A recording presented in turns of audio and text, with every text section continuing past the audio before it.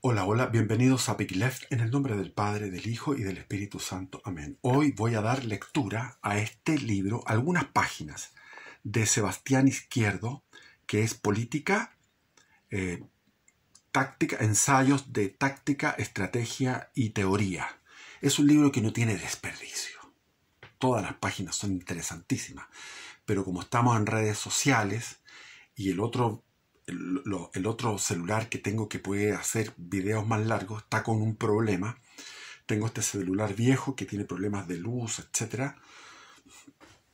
Pero mejor que hacer el video que no hacerlo. Y voy a leer algunas páginas.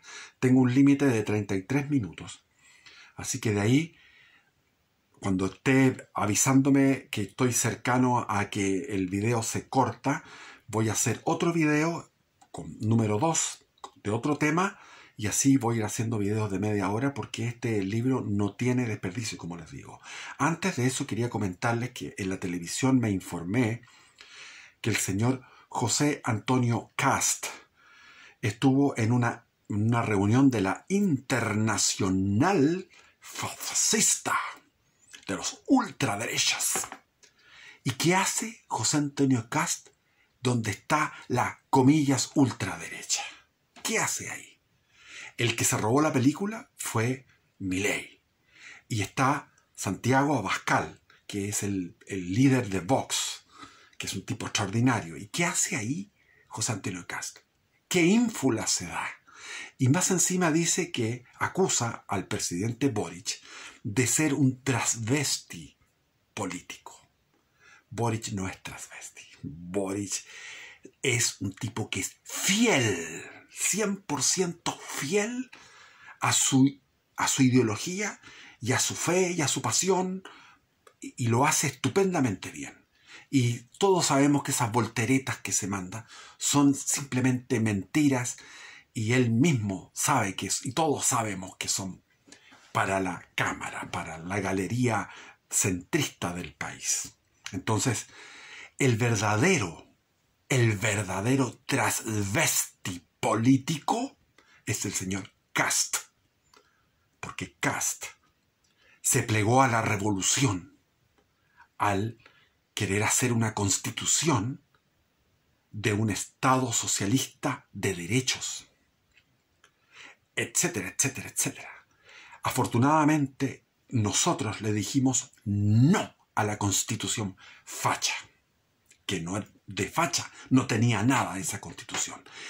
Había sido hecho por los expertos, que eran mayoritariamente, había uno solo del Partido Republicano, todos los demás eran de Chile Vamos, que son, eso sí que no son transvestis, eso ya son de izquierdas, declaradamente de centro izquierda. Entonces habló Macaya y dijo, hay que cuidar mucho el tono. ¿Qué es eso? Macaya ya está en la izquierda. Y este otro es un transvesti. El verdadero transvesti político de Chile es José Antonio Kast. Y quería darme ese gustito de pelarlo, porque me encanta pelar a Kast. Y Dios me perdona. Cuando pelo a Kast, Dios me absuelve inmediatamente. No es pecado. Entonces vamos a empezar a leer. A ver, ¿por dónde empiezo? Por acá. Crítica a la lucha cultural. Comenzaremos con un breve resumen. Al terminar la Primera Guerra Mundial, fue claro para todos los teóricos del socialismo que las predicciones revolucionarias realizadas desde el enfoque marxista no se iban a materializar. Los obreros, en lugar de unirse contra sus burguesías nacionales y contra la guerra, se inflamaron de fervor patriótico y partieron a los frentes a luchar bajo sus respectivas banderas.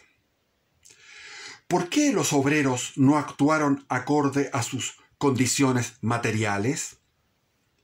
¿Por qué aquellos que no tenían nada partieron a luchar como carne de cañón de quienes lo tenían todo, a luchar por sus noblezas y burguesías, por la nobleza, por los aristócratas, porque eran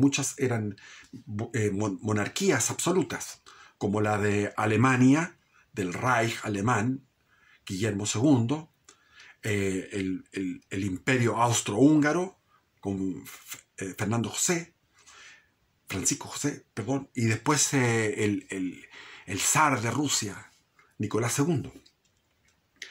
A estas preguntas importantísimas, surgió la respuesta de la cultura. Tal vez no eran las condiciones materiales las que daban lugar a las culturales. Tal vez es la cultura la que da lugar a la realidad. Y esa es la verdad. Tal vez es la cultura la que da lugar a la realidad. Y no, como decía Marx, la infraestructura determina la superestructura, que es la superestructura cultural. La infraestructura es los modos de producción, las relaciones de producción, que están determinadas a su vez por la presión demográfica y el agotamiento de los recursos naturales. El Partido Socialista Italiano quedó dividido. Una buena parte de los militantes se fueron al nuevo movimiento del ex socialista Benito Mussolini, que crecía rápidamente al integrar a sindicatos descontentos con el marxismo y a veteranos de guerra descontentos con el reparto de la paz de Versalles. Es decir, habían dos descontentos: los sindicatos, que estaban descontentos con el marxismo, y los veteranos de guerra, que estaban descontentos con el reparto de la paz de Versalles. Hay que acotar que Italia buscaba, al incorporarse a los aliados y pelear contra el imperio austrohúngaro, querían mayor territorio del que le otorgó el Tratado de Versalles. Por eso que Italia estaba perjudicada, igual que Alemania, a pesar de que Italia estaba junto con los aliados. Los restantes del Partido Socialista tuvieron por líder a Antonio Gramsci, quien, al igual que Mussolini, había invertido la fórmula de construcción del socialismo. Decía Gramsci, había que partir por la cultura. Es decir, dieron vuelta a esta especie de, para que nos imaginemos estos relojes de arena. Antes era la infraestructura, el materialismo puro, determinaba todo lo que era el mundo cultural. Ahora era al revés. Gramsci, en lugar de sustentar la construcción del socialismo en la cultura existente, determinó cambiar la cultura para materializar el socialismo comunista. Había que primero introducirlo en la mente de las personas mediante la creación de una cultura socialista. Como era de esperarse, Mussolini obtuvo el poder antes que Gramsci, a quien encerró en una cárcel donde murió. Pero sus ideas no murieron con él. Proliferaron en las mentes de pensadores alemanes y franceses, y con ellos evolucionaron en universidades norteamericanas, principalmente Chicago, Berkeley. La evolución de las nociones culturales de construcción del socialismo fue llevando cada vez más a una variable de tipo sexo, genérica, racial y de marginalidad, lo que se llama la cultura woke. Es ahí donde se comienzan a desarrollar intelectualmente las revoluciones que hoy vivimos. Rápidamente, muchas grandes empresas vieron el potencial lucrativo en los nuevos dispositivos culturales de la extrema izquierda. Primero, al reintroducir a la mujer al mundo del trabajo, el feminismo de segunda ola, aumentaron la oferta del mismo, disminuyendo los salarios drásticamente. O sea, antes trabajaba el puro padre de familia, por lo tanto ganaba por dos.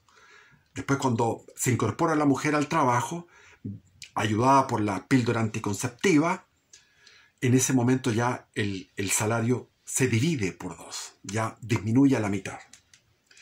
Luego comenzaron grandes campañas de consumo, partiendo por, apoyados por los movimientos feministas, la creación de una conspiración imaginaria que supuestamente reprimía a las mujeres para que no fumasen cigarrillos, generando una conducta reflejo de la cultura rebelde, feminista, que llevó a que cientos de miles de mujeres adquiriesen el dañino hábito de fumar en los años 60. Y no solamente eso, también las drogas, sobre todo la marihuana y el ácido lisérgico en Estados Unidos. El aborto se convirtió en una industria multimillonaria junto con una serie de productos que, atravesados por la cultura de los revolucionarios, de constructivistas y comunistas, repletaban los bolsillos de los más ricos. El multiculturalismo fue el siguiente paso. Cosmopolitismo y plurinacionalidad fueron los siguientes objetivos de la cultura revolucionaria comunista. Esto sirvió a los magnates que con el neoliberalismo veían en el libre comercio mundial una forma de mover sus industrias a países cuya mano de obra fuese más barata, además de utilizar la inmigración masiva para obtener mano de obra barata en aquellas faenas que no podían ser movidas geográficamente. Y llegó la era del antirracismo, en la que cualquiera que criticase la deslocalización de empresas y la llegada de mano de obra barata a sus países, cuando las empresas se fueron en masa a China, por ejemplo, y la inmigración en Estados Unidos de todos los hispanos, entonces ahí fueron tildados de nazis fascistas por todo el aparato cultural que ya estaba totalmente controlado por la izquierda y sus aliados empresariales. Porque si recordamos el origen compartido que tienen el marxismo cultural y el nazifascismo, entendemos claramente por qué, para alguien que cree que el socialismo es inevitable, de acuerdo a la teleología es como cuando uno ve el fin del mundo, la teleología es la parucía de nuestro Señor Jesucristo, la teleología es la finalidad, lo final. La teleología marxista dice, vendrá la sociedad comunista mundial. Quien pretenda conservar la cultura imperante de los estados nacionales y los valores tradicionales sería necesariamente un fascista, alguien que pretende la construcción del socialismo desde parámetros culturales ancestrales en lugar de progresistas. Hay que aquí acotar que en un momento en la revolución bolchevique se aplicaron parámetros deconstructivistas y progresistas de relaciones sexuales, en las cuales había una comunidad, un comunismo sexual donde no existía la pareja y el matrimonio, y comenzaron a existir en Rusia, en todo el imperio ruso, y lo que era el imperio ruso, lo que era la Unión Soviética, comenzaron a aparecer un montón, miles y miles de hijos naturales, sin padre, la descomposición de la familia que llevó en la aplicación de esa teoría del comunismo sexual, llevó a que Stalin, después en los planes quinquenales y antes de los planes quinquenales ya con Bukharin, empezaran a decir, no, ahora tenemos que volver a lo que era lo tradicional, al matrimonio tradicional, y se le llamó el matrimonio comunista, el matrimonio socialista. O sea, volvieron a lo tradicional y a lo que es la naturaleza humana. Eso fue notable en la primera mitad del siglo, no, en los años 20 del siglo XX. Como podemos observar, la discusión respecto de las relaciones de producción pasa a un segundo plano o incluso a un tercer plano, y la lucha económica sería una tangente subordinada a la lucha cultural. La lucha económica, los sindicatos que pedían aumentos de sueldo y vamos a la huelga general, todo eso pasó a segundo y tercer plano. Esta vez llevada a cabo no contra, sino en favor de los empresarios, en tanto estos empresarios asuman las premisas culturales comunistas. Hubo una presión sobre el empresariado. Sobre esto mismo podemos observar la creciente cantidad de empresarios que abogan por un aumento de los impuestos, yendo directamente en contra de sus aparentes intereses. Yo conozco, y lo dije en uno de mis videos, que estaba en Valdivia, conozco a un gran empresario chileno, porque lo tengo próximo, por mi familia lo tengo próximo, está dentro de los 10 más grandes, y él lo único que pide es que haya aumentos de impuestos para sus empresas, porque él ve que esa es una manera de supervivencia, y son buenistas, muy buenistas. Ya será momento, en algún texto futuro, el demostrar cómo los grandes empresarios y los hombres más ricos del mundo no solo no salen perjudicados, sino que además se benefician con estas estructuras progresistas de tributación. Tratar esto en el presente texto sería improcedente, dado que este documento trata de otra cosa enteramente distinta, y lo alargaría más de lo prudente. Otro eje de fricción actual en la cultura es el de las identidades sexogenéricas, que atiende a la estoy con dificultad para pronunciar, discúlpenme, proliferación de los márgenes, de la que hablamos de forma profusa en Ganó la reacción, otro texto de mi hijo. La respuesta de la reacción cultural a las transformaciones subversivas de la revolución comunista, liderada por las élites intelectuales y empresariales, mediante los acuerdos internacionales, la radicalización del liberalismo moral y el fundamentalismo democrático, contra la base del sistema democrático que es el Estado-Nación, o sea, se va desdibujando la república del siglo XIX, liberal a la antigua usanza, al liberalismo clásico. Se comienza un liberalismo moral extremo, cuyo locomotora generalmente son los homosexuales. Los homosexuales siempre andan propugnando un liberalismo sexual extremo, diariamente, en sus conversaciones. Y se llega a un fundamentalismo democrático que ya no es esa democracia antigua, es otro tipo de democracia, la democracia globalista. Entonces, toda esta radicalización fue insuficiente. Liberales y conservadores se limitaron a apuntar cómo las consecuencias legales de la subversión cultural afectaban sus, comillas, derechos, pero no apuntaron nunca a la solidificación del centro social. El centro social somos las personas normales que tienen hijos, que están casados, que trabajan, que van a la empresa, gente que genera los impuestos. El centro social son las personas normales, que constituyen un porcentaje, en la antigüedad constituía un 90% de la sociedad. Después fue disminuyendo y ahora cada vez más pequeño porque los márgenes van creciendo. Pero no apuntaron nunca a la solidificación del centro social. A eso me refiero. Ni tampoco a acciones concretas, más allá de publicar libros y realizar videos en plataformas digitales, que dinamicen la actividad del centro social contra los márgenes. Es decir, el centro social, nosotros, las personas de bien, las personas normales, estamos huérfanos.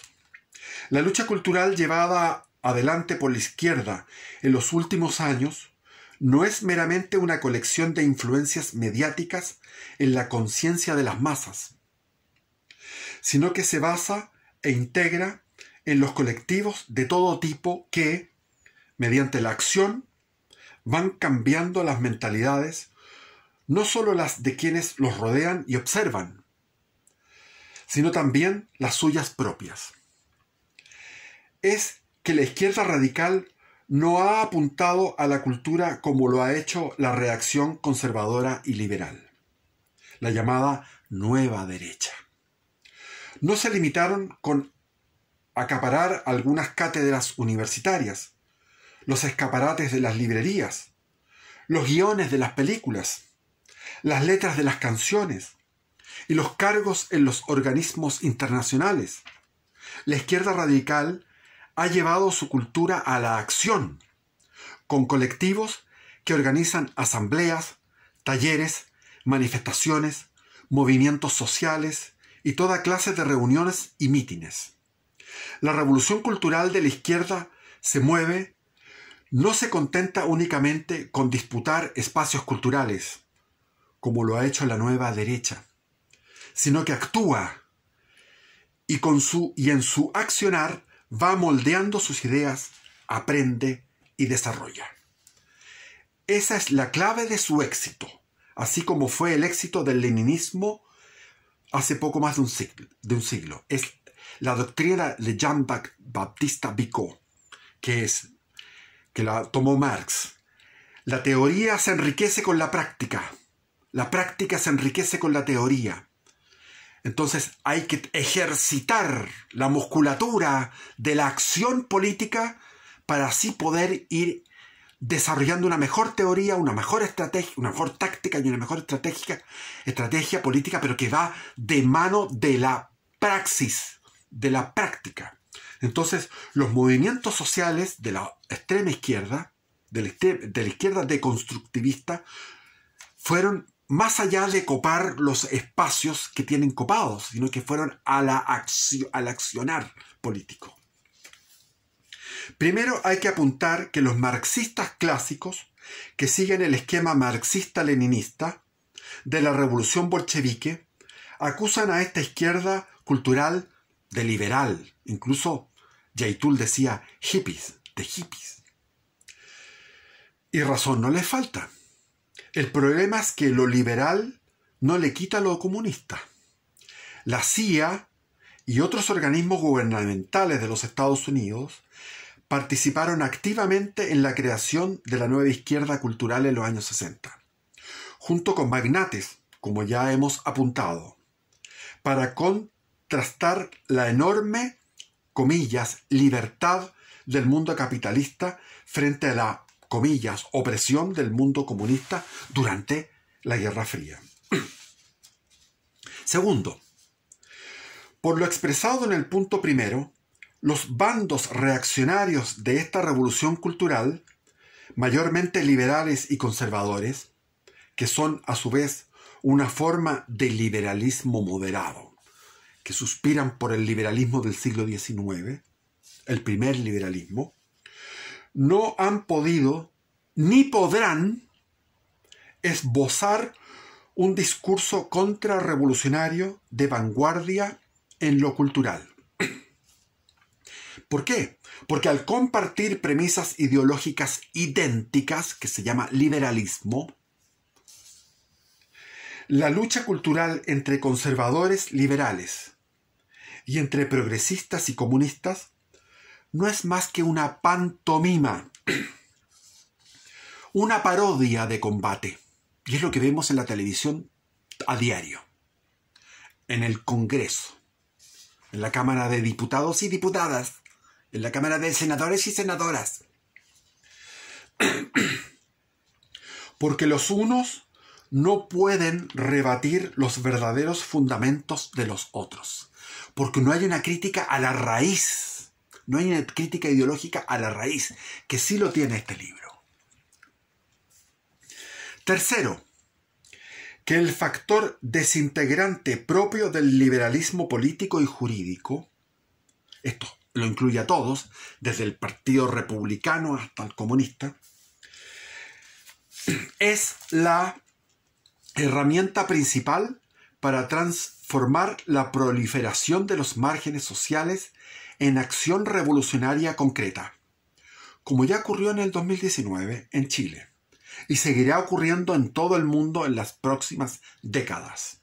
Así, mientras no se transforme la realidad política liberal en la que vivimos, los márgenes seguirán proliferando y creciendo en su descontento, causado por la propia desintegración que ellos están realizando, en un muy dinámico círculo vicioso de marginalidad, desintegración, descontento, revuelta y de vuelta a más marginalidad, etc. El círculo vicioso es marginalidad, desintegración, se produce un descontento, se produce la revuelta y de vuelta a más marginalidad. Cuarto, esto nos devuelve al problema de la inexistente salida institucional, dado que cualquier herramienta fáctica que podría permitir cortar este ciclo está vetada por el sistema institucional imperante.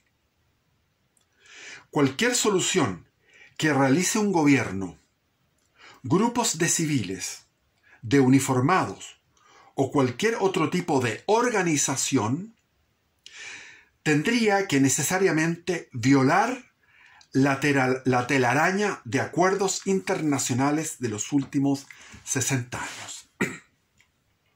Repito,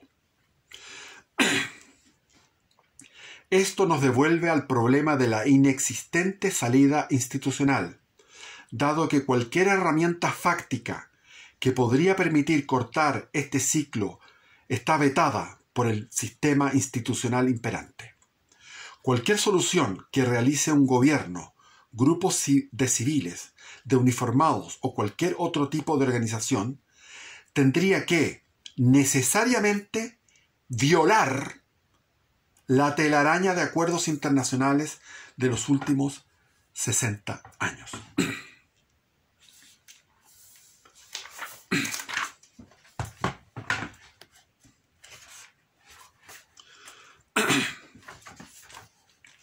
Y nos vamos a lo que es, aquí voy a tener que, el próximo capítulo, que es institucionalismo versus realismo. Institucionalismo versus realismo. El problema de las diferencias de programa. Es evidente que no se puede formar un bloque político unido si se tienen diferencias profundas en asuntos de programa, ideología y táctica. Más allá de compartir todos nosotros el rótulo de reacción o reaccionarios, en tanto nos oponemos al proceso revolucionario en curso, si la forma, el fondo y el propósito de la acción política no coinciden al menos en principios mínimos, no se puede hablar de un bloque o bando, más se debe hablar de un sector, algo más vago. Es claro que un sector no puede tener una unidad. La unidad que se pueda pretender, dado que las acciones tienen propósitos y formas diversas que llevan no solo a una sana competencia o rivalidad interna entre los exponentes y grupos del sector, sino también a que muchos de estos grupos se vean entre sí como enemigos y realicen acciones unos contra otros. Es lo que está pasando.